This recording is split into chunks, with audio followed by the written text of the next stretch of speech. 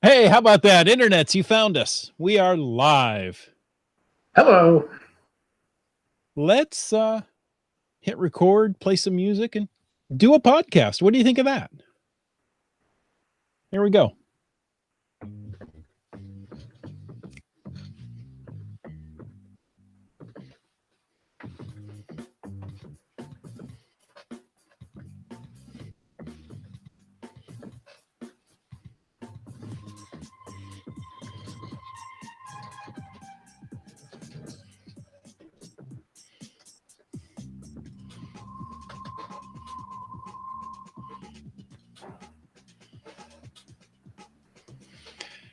You found me hula dancing on a Thursday evening right here in the great Northwest. And welcome to Caching in the Northwest. This is the only podcast dedicated to geocaching in the great Pacific Northwest.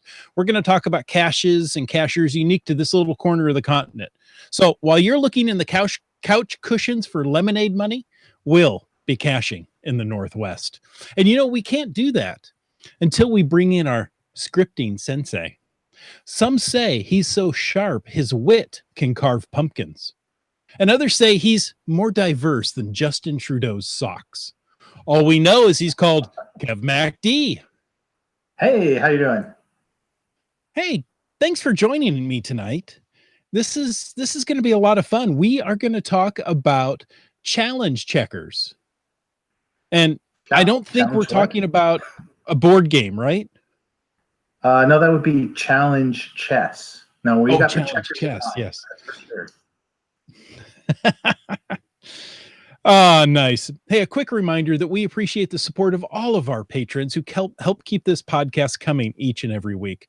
If you want to know more about supporting the show, I might have had too much caffeine, but sometimes I talk fast and it's really hard to tell anyway. If you want to know more about supporting the show, click the Patreon link on the CachingNW.com website. So, Kev MacD, you've been on the show before. This is not your first time on Caching in the Northwest. It's not, and thanks. It's great to be back. Yeah. We've got some fun stuff to talk about tonight. Exactly. And one of the fun things we like to talk about each and every week is the glow. Whether you wrote it or whether you read it, we want to hear about it because great logs simply make geocaching better. Send an email to feedback@CachingNW.com. Call into 253-693-TFTC or use the voicemail tool right there on the website and show us how you glow because we like hearing the glow in your very own voice. It sounds good. We have a glow from Team Finn. They found GC7 Hotel 778. It's a WSGA PS 2017 holiday party cache. That sounds fun just to go find it, just by the name. Let's see, there are 6 letters there in a row. We got the Washington State Geocaching Association Puget Sound chapter. It's not there. But, we just stick all the letters together and it makes it more fun. Okay. It's kind of an alphabet challenge in itself, really. It really is, isn't it? You can, well, yeah. With a last name like mine, I learned the alphabet quickly. And, I don't have many of these letters actually in my name. So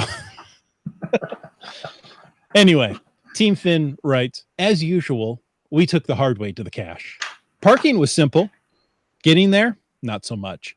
We headed east towards the lake and wilderness area, then headed north towards the trail. We have to get to that paved trail down there. Okay, easy enough. We just need some kind of path. We found a cleared path.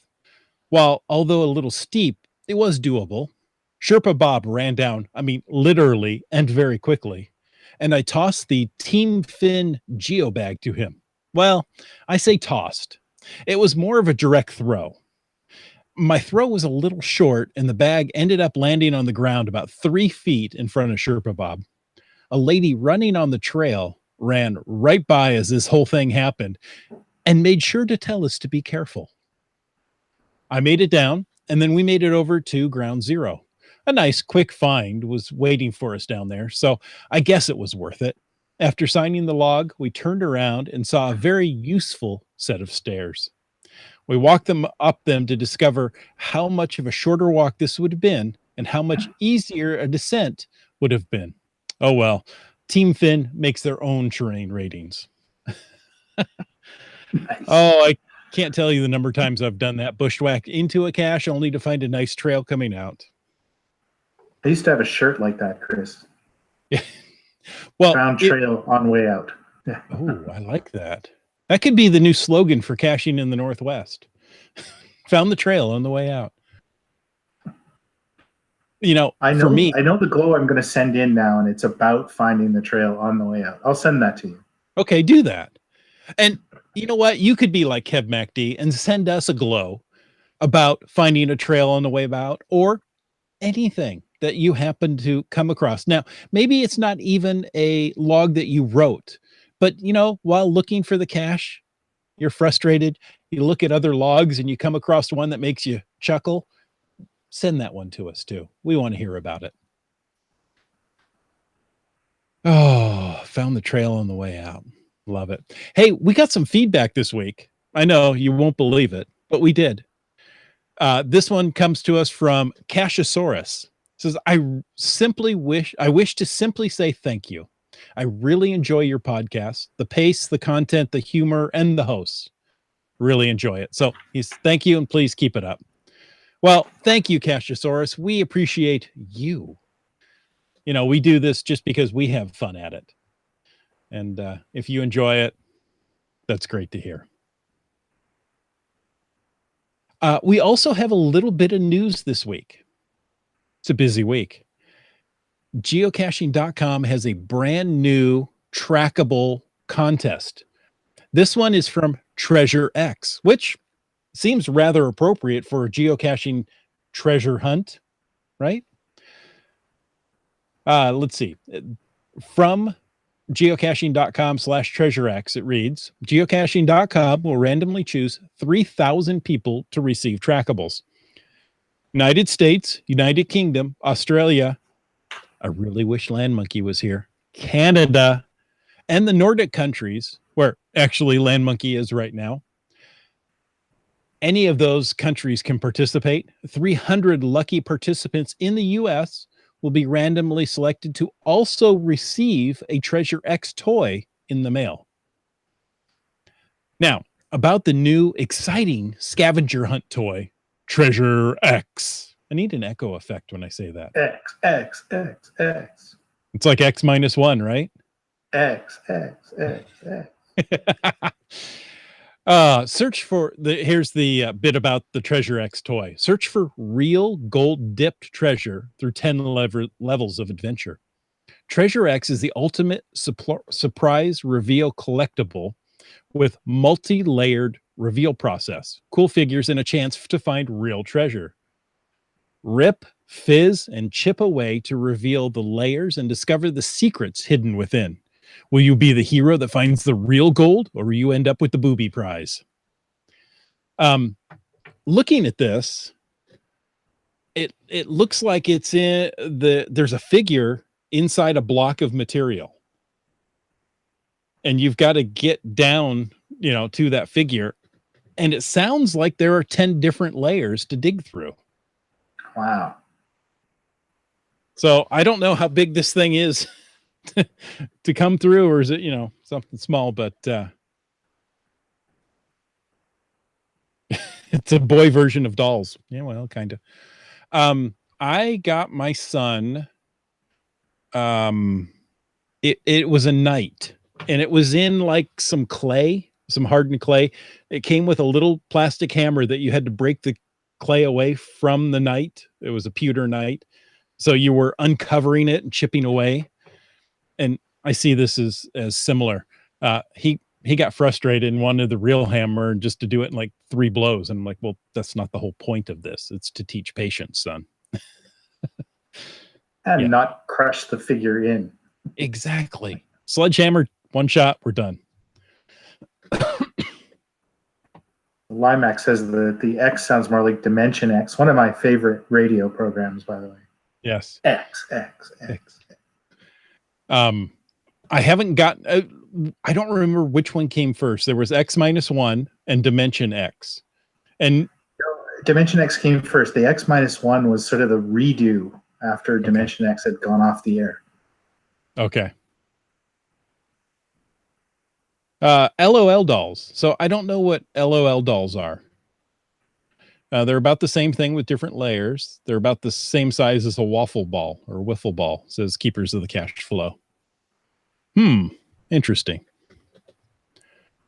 Dora Moore wants to know, I wrote a log recently that simply said, I don't want to talk about it. Is that a glow? You know, that's the response I'm looking for right there, Kevin. If it makes you laugh, yes, it's worthy of a glow. So there you go. It doesn't have to be long. Okay. Kev MacD, could you tell us a little bit about yourself and what you do as a geocaching volunteer?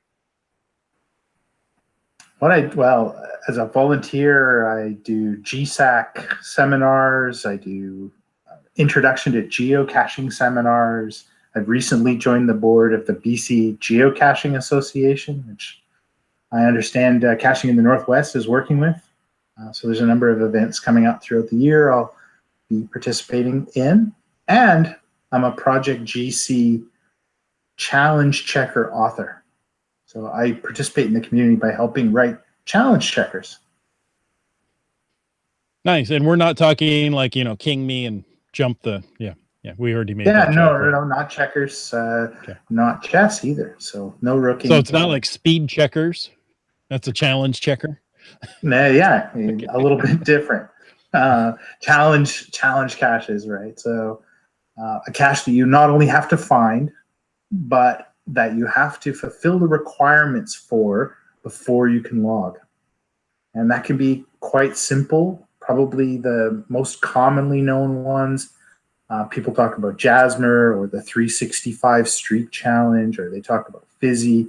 Another popular one is the ABC checker, where you have to find a cache that starts with every letter of the alphabet. So you find an alpha cache and a beta cache, 26 caches.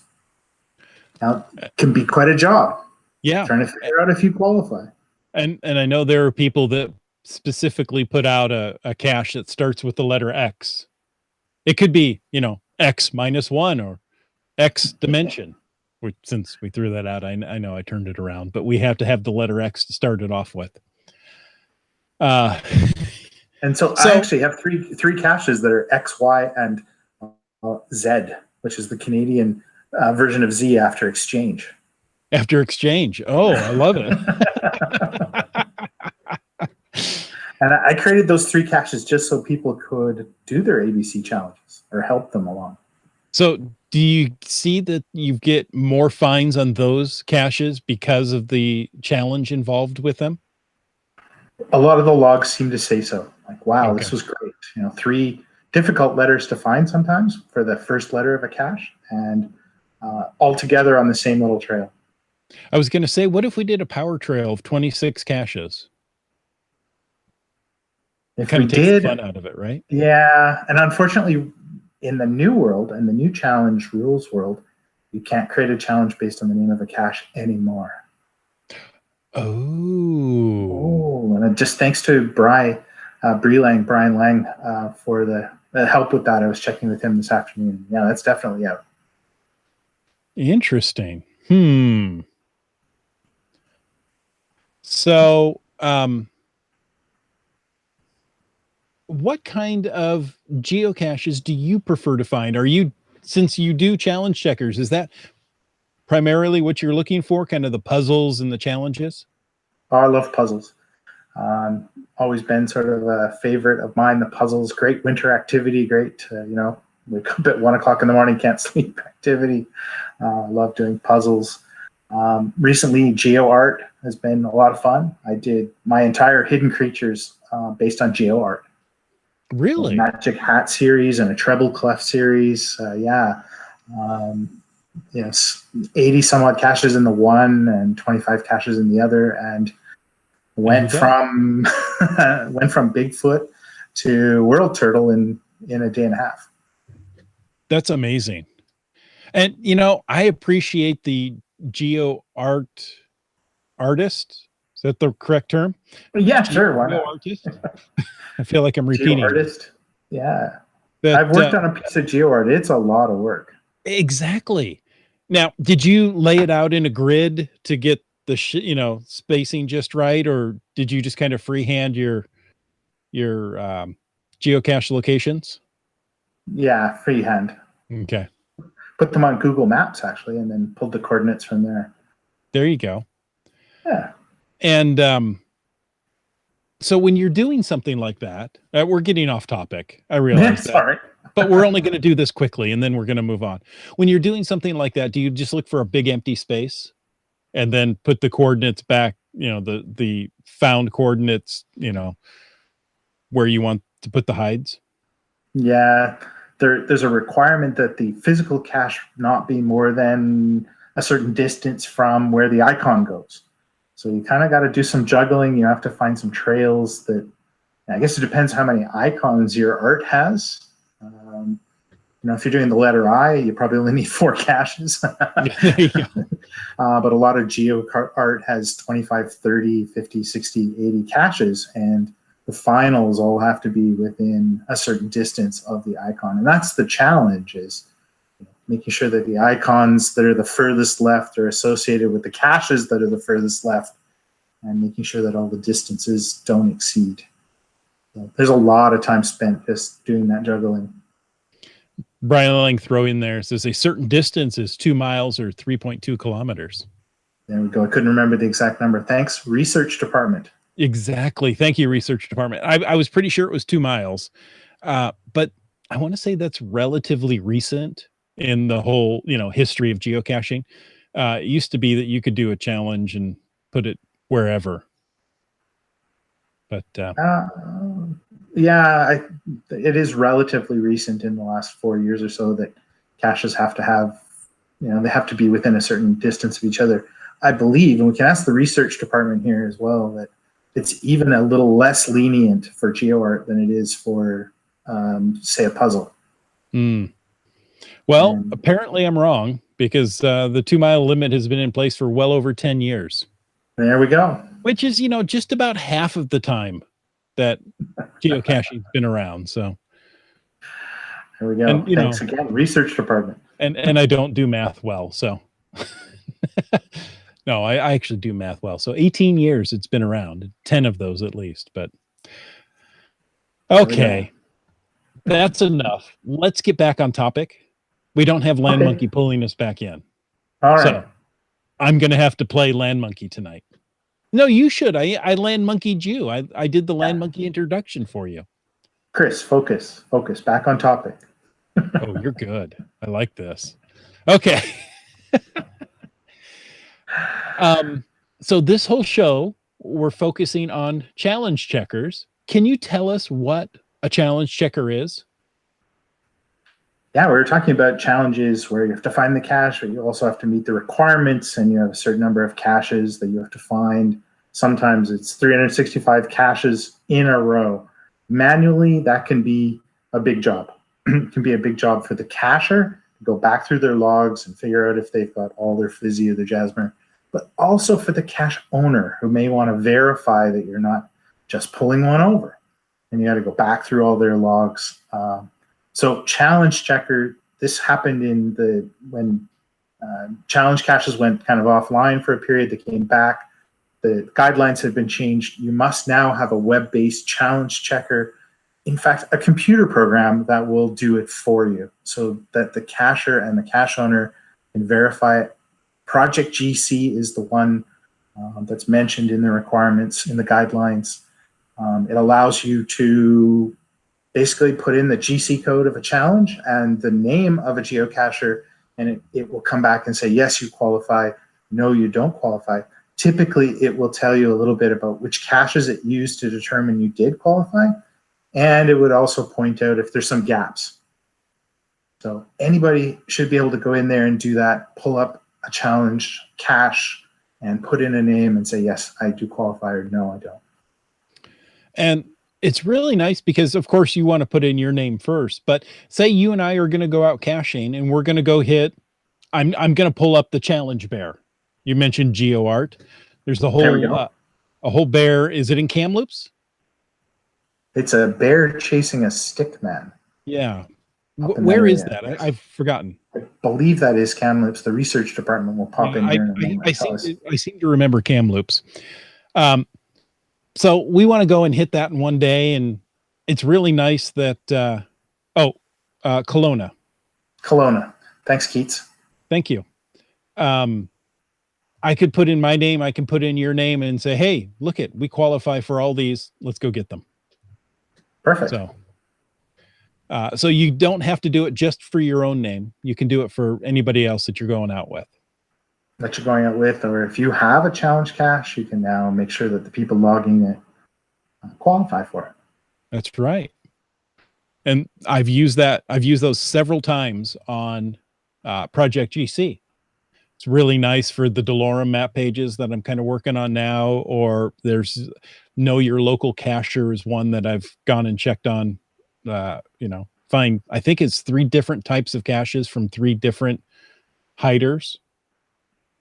And, that's a hard one to figure out, because you look back and some of these are, 4, 5, 6 years old that, it would take a long time to manually go through your list and find these, but you can click a button and in no time it tells you if you qualified or not. So let's say I wanted to make a challenge, but it was slightly different than what's already out there. Can I learn to create and edit challenge checkers? Absolutely, you can. Project GC, they hide it a little bit, but if you do find the section on becoming a challenge checker author, they basically say email the support group. And if you go to the Project GC page up in the top right, there's a fairly big button that says email support. And just tell them you want to become a challenge checker author. They will send you all the documentation, a pile of links to references to the languages, and they send you a handy little quiz. And they basically ask that you do a little bit of reading. There's a test. If you want to write your own, there's actually a test involved. Now, if you want someone to write it for you, that's great. There's a pile of geeks. I'm one of them. You go onto the forum and you put your GC code of your unpublished cache. You describe the requirements. If there's another cache that's similar, or even if it's exactly the same, make reference to that other cache, and one of us will go online and create the checker for you. Interesting. So it really depends on your interest. If you're not a geek, it can be done for you. And if you really have an interest, you can become part of the team as well. So I want to verify something here, Kevin. A group of programmers is technically called a pile of geeks? Well, yes, that's very much the technical term. Okay. There's actually a few group nouns, I believe. Pile of geeks, a bunch of nerds. The list goes on. I'm sure it'll pop up in chat. Some other a herd of nerds. A herd of nerds. Oh, excuse me. So I'm going to go out and and cough. I'm going to tap dance while Chris coughs. Please, I want to see it. You want to see me dance? Mm-hmm. No, nobody wants to see that. I actually make a lot of money as a singer. People don't know this, but every time I sing, people pay me to shut up. Really? I do the same thing in my choir. Yeah, the choir director pays me to stay out of the choir. Yeah, that's perfect. There's no choir practice. Yeah, I know that kind of stuff. Yeah. So if somebody wanted to create a challenge cache, they have to make their own checker, or they can use one of the many piles of geeks. That's correct. They can do either one. Now, how do you go about requesting a challenge checker? I mean, that seems to me like somebody's really going out of their way to help you. What do they get out of it? I mean, why would you want to make a challenge checker for me? Well, you talked about volunteering, and it is a type of volunteerism. It's giving back to the community and getting back the knowledge that you're helping the community. I don't think any of this is unique to geocaching. It's part of volunteering. I think there's a great satisfaction in helping whatever community you're a part of. So I'm going to go create a challenge cache. I'm going to toss it out to the pile of geeks. How do I know that what I'm proposing is even feasible? Say the ABC challenge, which you say you can't do anymore. Well, that's the interesting part about the pile of geeks is they're going to tell you right away that you can't do that. Okay. First of all, one of the big changes that happened in when challenge caches came back was the idea that it had to be verifiable through statistics available on geocaching.com. So there are really only a few situations that are disallowed. You would be able to do it with the data from geocaching.com, but there's only a few situations where they say, except you cannot do this. You cannot create a challenge based on the name of a cache. You cannot create a challenge based on the text in a cache, that sort of thing. So that's part of what you learn becoming a checker. And people will just say, we're not going to do it because it's not going to be published. Mm-hmm. And pretty much, if you don't have a challenge checker, if the geeks refuse to write your challenge checker, it's not publishable. Oh, so do you have to have programming skills to accomplish this? I assume you have some mad programming skills. Well, I've been called mad a few times, but not generally in that context. You do have to have some sort of scripting or programming skills, or it's going to be a bit of a challenge. Oh, there's that word again. It's going to be a bit of a challenge for you to do it. It requires some use of a language called Lua. It's a scripting language, and the data interchange format called JSON, which is JSON, not the land monkey type JSON. Oh. Lua sounds very Hawaiian. Portuguese word for moon. Oh. So actually, I think we're all giving you the moon as we're. Oh, that's sorry. Wait, you're being mooned as you're creating this. That's right. Yes. Okay. So, without going into too much technical detail, we may add that for the after show. Could you? In fact, we're going to go through a basic Lua programming course in the after show, so you all want to stick around. Right. Yeah, and there's a quiz right after. Yeah, and a test, and it shouldn't take any more than 6 hours. Right. So everybody go to the bathroom now. Yeah. No, not now. Oh, wait. As soon as we do FATAS. There you go. Could you walk us through an example of creating one of these challenge checkers?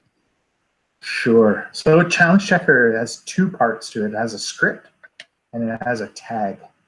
The script part is the Lua language. And within the environment that you're working in, you have access to all of the different geocaching.com data. So I can say, bring up Cache in the Northwest. I want to see all the caches that they found. And then I create a loop over those caches, most likely, and I try and see if the correct number of them meets the challenge. And I'm going to run that against a number of people. So I might pull people I think should have it, and I'm going to pull people I think shouldn't have it, and away we go. So that's the script, and we try and make that as flexible as possible. I'll come back to that in a minute. The second part is the tag. And the tag really takes that piece of code, if you will, and associates it with a particular GC code, with a particular geocache. And the nice part of that is we can now reuse the code for other caches that have the same requirements. Don't need to rewrite the code for every cache. I can just create a tag that says, here's a 365 streak challenge, which is when you find caches day after day for 365 days. It has nothing to do with taking your clothes off. I just want to be clear about that. I know it's disappointing. In the winter, that gets really challenging. Yeah, particularly in the Northwest. Mm-hmm. But once you create a streak checker, you might pass in a parameter that says, well, how many days do you want to streak for? And then it handles hundreds of different types of challenges that are involved in streaks. And you may want to put in another parameter that says, how do you want to handle leap day in your streak? Does your streak have to include a leap day? That's just an example of how you might create the script. And then you would program the tag to say, for this particular cache, you only need 180 days of the streak, for example. And so there are the two parts. So when you're creating a challenge checker, actually the first thing that you do is see if somebody else has already written the script. If somebody's already written the script, you need to create the tag, and the tag might take 20 minutes once the script is written. So it can be very, very quick. Someone says, I need a challenge checker for this cache. Here's the requirements. You go, I know there's a script. I just create the tag, and away you go. Limax so says with the script, you can say, find a streak of 180 caches that are all ape caches. That's correct. Yeah, you can add another parameter there saying, you know, I want a streak and I only want to do a certain type of cache or certain types of cache. Or in fact, you can say, I want to do streak for every cache type but a traditional. So if you built the script to be able to take those parameters, absolutely. Okay, so you've created the script, you've created a tag, then what? Then the person who's creating the challenge, or maybe we're creating a checker for an old challenge, just adds it to their webpage. They may want to test it a bit. They may want to go through the same process of saying, you know, here's some people I think don't qualify, and oh, look, they don't qualify in the script, and some that do, and it does, you know, to make sure that it's correct, to make sure that the scriptwriter understood your requirements. And of course, they have to run it on their own self, because to publish a challenge cache, you must qualify. Yes, that's a big one. And you must qualify, and it has to be reasonable, right? Like you can't find 180 ape caches. Well, I think as long as the cache owner has done it. Oh, there you go. That's true. That's true. Right. So since there are only 2 at the moment, that would be difficult. And there was only 18 originally. So I was going to say, what if I found 9 of the 18 and I say, here, I can put out a challenge because I qualify of finding 9 ape caches? Well, I think we'd have to go back to the research department, but I believe that the challenge must also be achievable.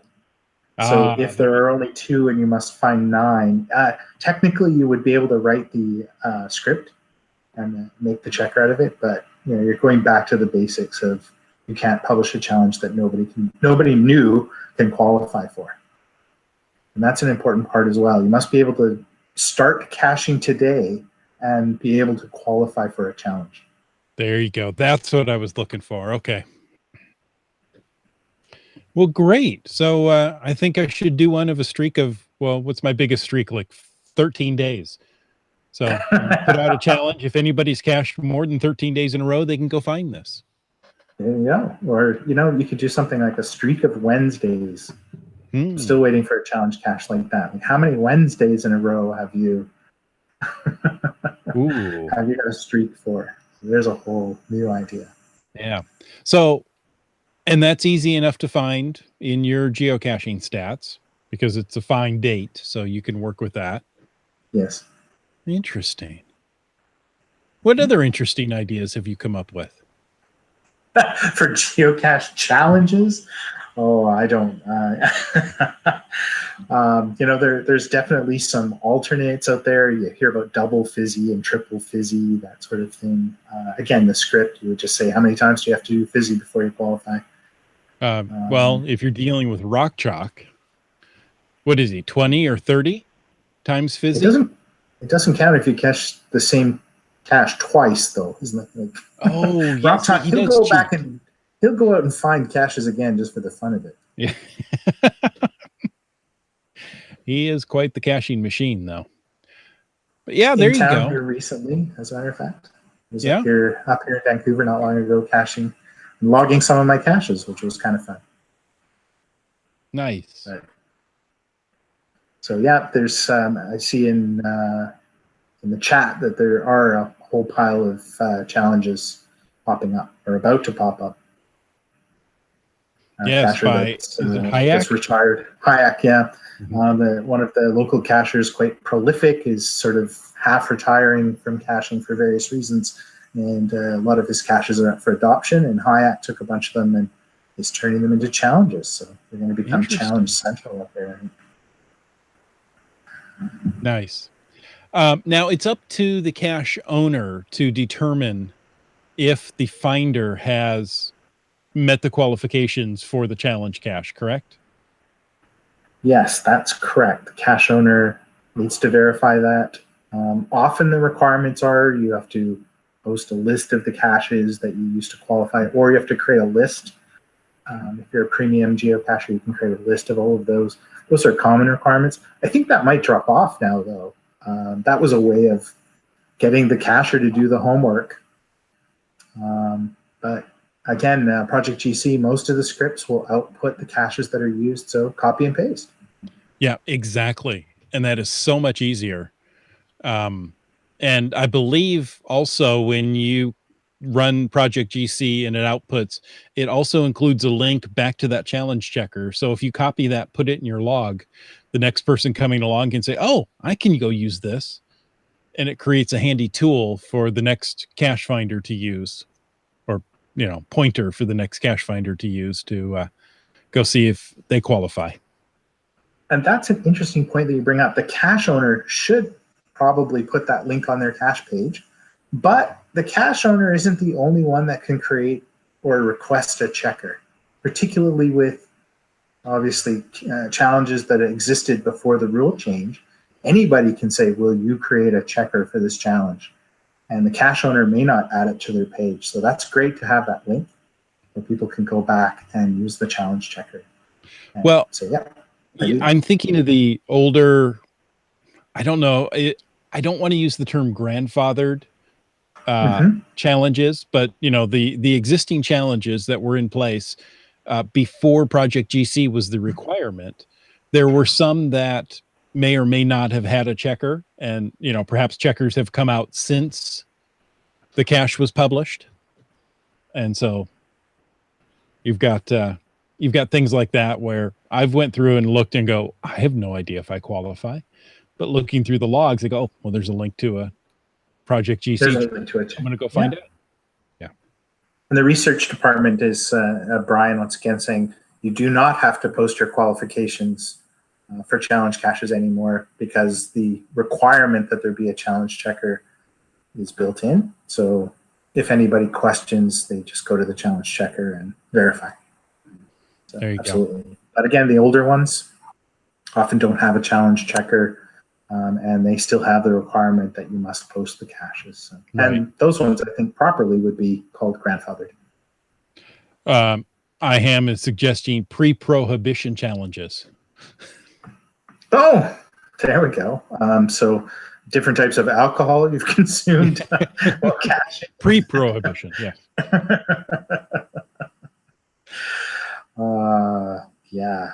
And, there's a great series up here called Skunk Tales, which talks a lot about sort of semi-fictionally, but based on reasonable fact as well about Canada's role in rum running during American Prohibition.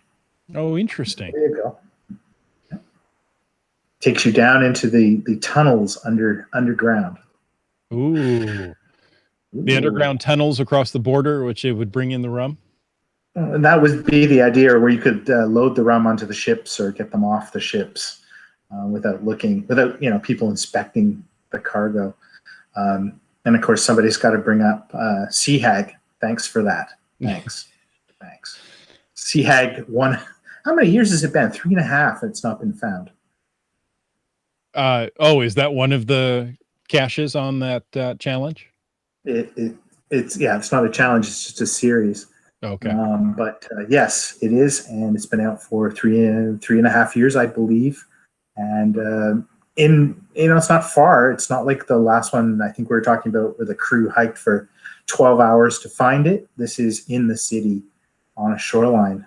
And you would think after all the hours spent looking for it would be found, but yet to be discovered. Interesting.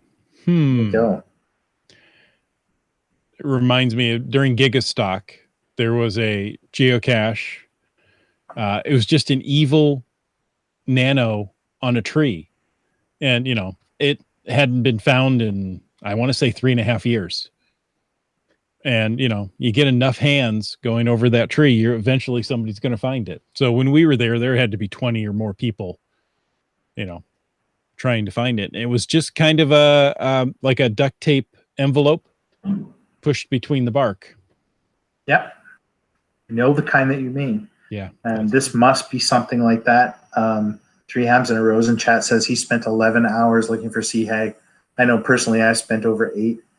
When Planetary Pursuit was on, I helped the Uranus event, which we'll just skip over. And after that, there was, I don't know, it had to be 15 or 20 people that spent 2 hours more out looking for that cache. And there's a lot of people who just say, I'm not going out there anymore. It will be the find of the century if someone does find it. Keith says hashtag ignore list. Ignore list, yes. Yeah. Wow. The area that it's in, it's a walk across mud, and the mud has quite a unique aroma. Oh, odoriferous mud. Yes, very odoriferous mud. Yeah, so. That's never a lot of fun. But that would be your prohibition cache, not necessarily challenge. But wow, interesting. Does the cache owner verify that it's still there? He has several times, yes. Okay. And he's a cacher, although he's a bit of a prankster. He's a respected cacher of the community and volunteer. So we have to sort of believe that it's there. Okay. Interesting. Well, Kevin, thank you so much for joining me this evening. Will you stay around for the after show? Oh, absolutely. Oh, great. Going back to that Sea Hag cache, 3 Ham says the CO revels in the attention that he gets. Yes, Keats makes a comment about the smell of the mud, which is, you'll have to join and watch the chat. Well, everybody should go experience it. Well, again, thank you. Now, next week, thanks, Chris. Coming right back here, don't go anywhere else.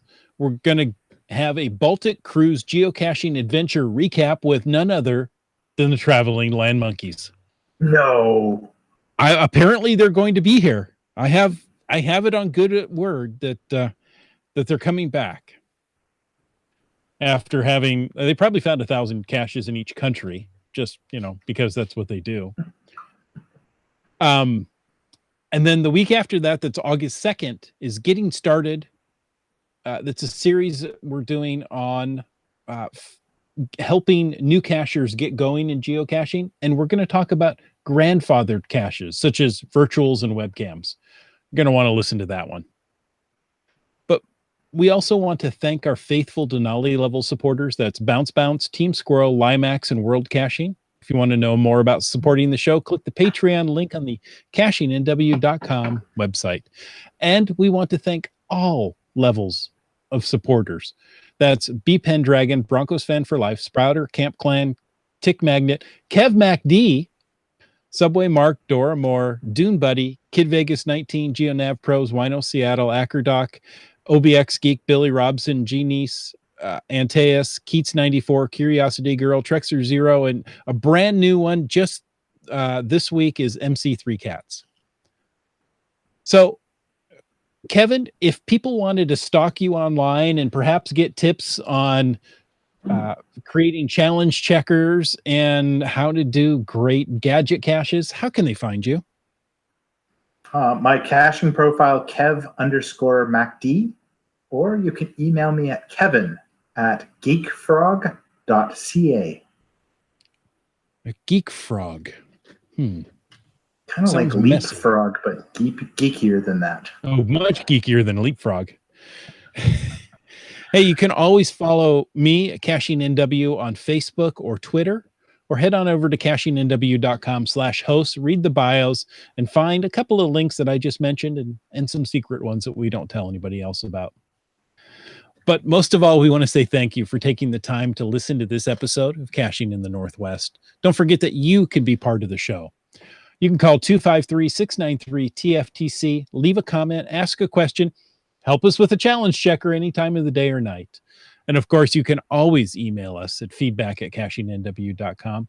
Don't forget that your support helps keep the quality shows coming. If you like this show, click that Patreon link on the cachingnw.com website and subscribe on iTunes, Google Play, Stitcher, and more. This show is produced by Chris Umfenauer and Jay Kennedy, hosted by Chris, Jay, and Jim Paulwitz. The show's licensed under Creative Commons Attribution 3.0 license, copyright 2018 by Chris Umfenauer. And folks, I ask you to stay tuned for the after show. And guess what?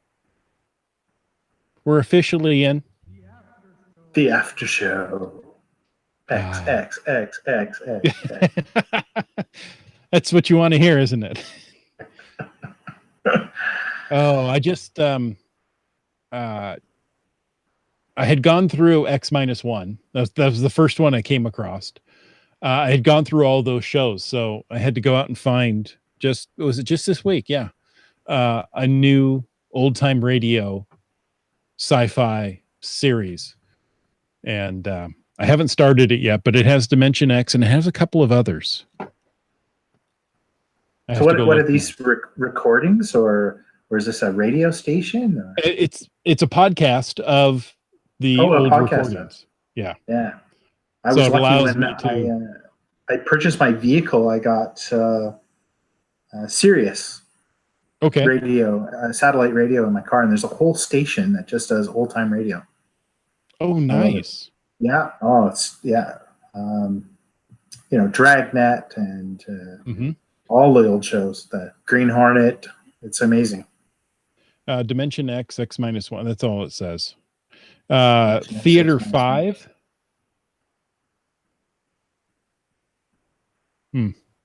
I don't know. I can't get the details I'm looking for right there, but it's several different ones. What got me all started in this is the normal radio station that I was using for my FM transmitter. So I have a Bluetooth FM receiver in the car that transmits on the FM so I can play my phone on my stereo. Because I don't have one of those new fangled cars that you can plug your phone in and have it come through the stereo. I have to go the old way. The standard radio station that I had been using that was in a blank one day suddenly came on with old time radio. I'm like, awesome. Where did this come from? Oh, I like this. And so I started listening to it for several months. And the one show that got me hooked was The Adventures of Johnny Dollar. Johnny Dollar. Yeah. Man with the fabulous expense account. The man with the action-packed expense account. Exactly. That's right. Yeah. And that one got me hooked. And so I started listening to old time radio, which is fun. Got a bunch of recordings of that. I'll send them down to you. Oh, okay. Yeah. So probably have 20 or 25 hours of Johnny Dollar. It's great, isn't it? I've listened. The one podcast I'm listening to, the guy is from Idaho. And so, I've got to run into him sometime somewhere. I'm looking for him. He's the guy that does the show on Sirius too. Oh, is he? Okay. Yeah. Now I have to go find out his show name. The Great Detectives of Old Time Radio with Adam Graham. Oh, that's not the guy I'm thinking of, but all right. Yeah. Okay. He does several, Dragnet, Johnny Dollar and others that I can't remember because I'm only listening to Johnny Dollar at the moment. But I was surprised how many actors were Johnny Dollar. How many voice actors? 5. I'm on the third one already. The first one lasted a long time. Then there was a brief second one. And then they jumped into the third. So, and he lasts. I think the last one only hangs around for a year or something after that one season. But great series for sure. Yeah, a lot of fun. There you go. There's my old time radio addiction. Oh, okay. And we have some FTAS items. In case you don't know, the after show is something we do after we've talked about the main topic, and we could talk, who knows, about old time radio or something even related to geocaching. Or Who related knows? to the topic of the evening. It could be really surprising. It really could be. If you're listening live, jump in the chat and use the hashtag FATAS. That's for the after show. I'll copy those out as we go along and put them in the show notes so we don't forget to mention them. Like the one from IHAM who says Monkey Cakes and I filled in another square on our Jasmer grid last weekend. Only 8 to go. So for this, for Jasmer, I don't know if people are following along at the home version of this game, but finding a cache from every month since 2000. Now that's the place date for the cache. Right. Yes. Right. So it involves you going to Utah to find Potter's Pond, which I can't remember the date, but I want to say there are only 2 or 3 geocaches left in existence that work on those dates. Potter's Pond in Utah is the closest one to us here in the Northwest. So yeah, it's not a get in your car and be done the challenge overnight type thing. Definitely, It's going to involve a little bit of travel. Exactly. There's quite a number of caches involved in the Jasmer as well. So yeah, you gotta get on there and find them and do some geocache road trips. Hashtag geocache road trips. Hashtag, yeah. Sorry, it was a land monkey thing. And the longer it takes you to get into geocaching, the more caches you have to find, right? Or the longer it takes you to complete this challenge, the more caches you have to find. So I was talking with IHAM and I said, well, maybe I'll go along. Maybe we'll make it a caching in the Northwest road trip to Potter's Pond and back. There we go. Get enough drivers. It's an easy thing. You can just, hit it. IHAM says 4 caches from August 2000. Potter's Pond is on our calendar for early fall. There's somebody says that there's 48 DNF, including me. It's not good. On Potter's Pond? I don't think so. There's a traditional next to Beverly, the third oldest cache in Chicago, that has more than a year old and is still an FTF available. There we go. That's that came from Stark Cacher. That's GC 787 Papa 5. Of course, some of the other people on chat and Land Monkey, Mrs. Monkey, they went on quite a hike and got a 4-year-old FTF. From yes, one of the they PCGA cache events that got put out and never found. And quite the thing, that's for sure. Quite the thing. That was quite the hike. I mean, that wasn't just, hey, let's go do this because I'm bored this weekend. No, that required some planning. And I think a lot of Land Monkey's advice on what to carry when you cache out in the backcountry. Yeah. Exactly. Hey, look at that. We have a Wits End. Did I miss thanks for joining us in the after show. Did I miss anything? No. We're just about to start. Can you guys back up and start over? Yeah. Well, actually, Kevin is just going to start a course on teaching us Loa, programming language. Oh. That's it's right. 6 hours, so now's the time to go do your bio break. Okay. And there's a quiz at the end. Yeah. Well, there was always a quiz at the end.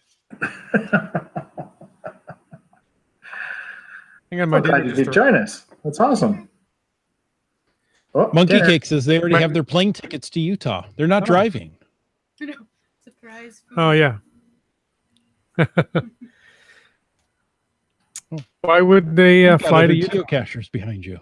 There are a couple, yeah. We were talking about Jasmer and the Potter's cache that you need to find to be able to finish that in our area.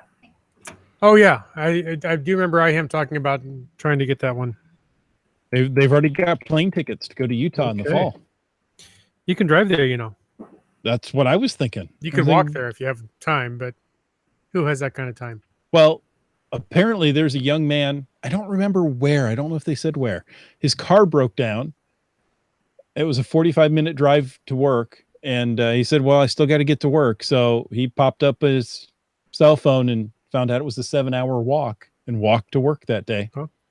You know, So you got there just in time to go home? No, he actually got there, for the start of the shift.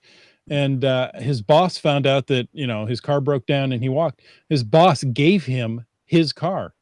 He said, here's the keys to my car. You take it. Wow. Works for a bellhop company. nice. I'm thinking, wow, you can't buy advertising like that. Nope. Well, hey, I'm sorry I missed the meat of the show. It sounds I was looking forward to this one. So, but here he is. And yeah, I know it doesn't look like I'm here. No, but this is my normal spot. That's right. IHAM says There. no gym background. Okay, yeah. Here, should I? Well, so usually I kill this light. Here, I'll give the after show peeps a little. Oh, taste. you get a behind the scenes view Yeah. into Wits End Studio here. Hang on. To do this string here. It's FTAS BTS. Oh, there you go. So that comes down, and then this comes down. A series of pulleys, Yeah. and there's a backdrop. There. Is that better? Oh, that's sweet. Yeah, now I'm getting seasick though. Yeah, it'll settle down. Hang on. Okay. Limax says your garage door is probably still open. No, not today. Not today. It was a little chilly today. Dormore thinks it's awesome. Good job. Oh, thank you. There you go. Instant studio. And you Yeah. look at it and you go, well, that looks wonderful. You get the right lighting, simple backdrop. Oh, and this too. Hang on. Is the stop sign new? No, I don't think so. I don't think the Disney stop sign is new. No, that's one of the oldest pieces actually. Yeah. Is the Interstate 4 new? No, I haven't actually added anything for a while. Oh. Let's see. What's the newest? The newest thing? I don't remember. The saddle aquarium pin is new. Can you find Did that I one? see that? Did I see that right? Is your Chiron really just a sign that sits in front of the camera? Nobody realizes that's what it is until I reach up in front of it, and then they. Look at this 3D move he's got going here. That's awesome. Because the Googles broke the regular one. Doing some work in a television studio, I'm a bit surprised by how simple that is. When we use a $100,000 piece of hardware, and you use a stick. Yeah. Well, it's a little more than just a stick. it is in a beer bottle in later hose. Oh, there you go. And it's got lederhosen. You can't beat a stick with lederhosen. I have. Let's see. Hang on. Hold that thought a second. Okay. Wait, he said thought, not breath. Oh, well, I'm an airhead. It's all the same. Okay. Oh, I love that. Hey, let's do a couple more FATAS items while we're waiting for him. Keats says, still logging my finds from Nova Scotia. Saw porcupine and managed to find GC Bravo Bravo Alpha, which is Canada's first geocache. Can't take him anywhere. He posted a great video of finding it as well. It was very cool watching. He was the 700 favorite pointer. Oh, don't hear that every day. No. So he was first to find at 700. Yeah. He's the first 700. No, to put a favorite. He was the first 700th favorite. Yeah. Yeah. He also said, I taught a whole bunch of my coworkers about geocaching today in Pacific Spirit Park. I may have recruited a few new cachers. There you go. And it's so easy now with a decent smartphone app. Here, download this. It doesn't cost you anything. You've already got the smartphone. And off you go. It's really just about finding the right spot, I think, where there's a number of premium caches that are perhaps, you know, a little bit more than a pill bottle. Right. And, you know, being able to take people out for 4 or 5 of those. So much fun, so easy to get people hooked. And that's great to see Keats out there with his coworkers. You know, something that's easy and you don't have to get a plane ticket to Utah. I found this great sport. Come on, let's go get a plane ticket to Utah. You're going to enjoy this. Normally, if somebody said a great sport in Utah, I'd be like, huh? It's got to involve skiing, right? Yeah, skiing or movies, I suppose. Oh, there you go. Yeah, a film festival out there. Yes, there is. Do they water ski on the Great Salt Lake?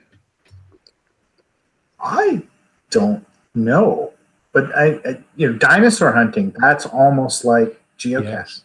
Yes, it is. A lot of dinosaur places there, right? Well, and the challenge is finding the coordinates, because the dinosaurs didn't register where they died on a website. Yeah, well, that's just rude of the dinosaurs. Exactly. Selective availability hadn't been switched off yet. So. Oh, okay. No. So we know they're in an area like the size of Utah. Yeah. That's like the caches of a few people around here I won't mention. Yeah. It's you know the caches are here. It's just somewhere within the area of the size of Utah. No, there are a lot of dinosaurs down there. They've actually got a pretty cool dinosaur museum down there between Salt Lake and Provo. It's kind of funky. Did you have you gone there to do enough geocaches to get your patches and your coins? Sadly, at the time, I was a muggle. Oh, I know. Oh well. So it would have been probably before the patches and the. Yeah. Mm-hmm. I think if you like having a drink with dinner, you have to do some research before going to Provo. Yeah. Gotcha. Yeah. I'm like, why? They have a bunch of drinks there? No, it's not. It's not that way at all, is it? No, it's exactly the opposite. Yeah. Yes. It can actually be hard to walk into a restaurant and order a beer. Talk about prohibition. Prohibition, yeah, not straight outright prohibition, but it's prohibition. lot of what they call family restaurants down there. Oh, there you go. Mm-hmm. Beautiful place, and I ended up driving between Provo and Salt Lake City 4 or 5 times while I was down there. It's quite a beautiful drive, and the dinosaur museum is quite cool. Nice.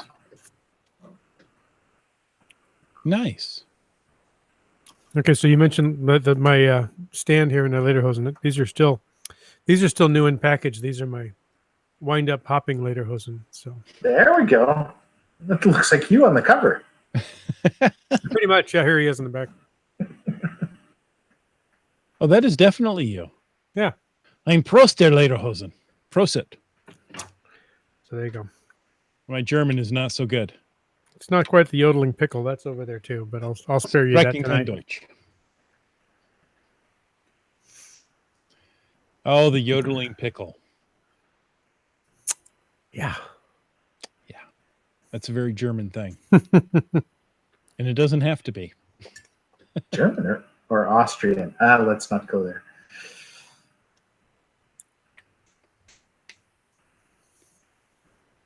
So much more, any more that you've got in FATAS? I don't think so. Hold on, I have to search to make sure. The research department should let you know here momentarily. Oh yeah. There you go. If there was any questions about Lua, nope, that was it. Any of that kind of stuff, happy to talk about it. But just as happy talking about dinosaurs and beer as well. So. Yeah. Dinosaurs and lack of drinking. You could. It wasn't impossible. You just had to be careful. I remember the first night I got in there and navigated into a restaurant and, ordered dinner and a beer, and they're looking at me funny, like, we don't serve alcohol here. I'm like, what? Why not? Well, I figured that out pretty quick, but yeah, it was that situation was more common than I would have expected. Interesting.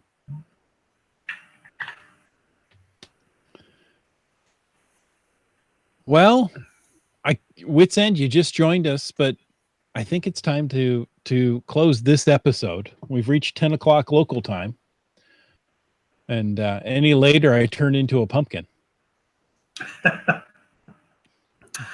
That's not pretty. I've seen it.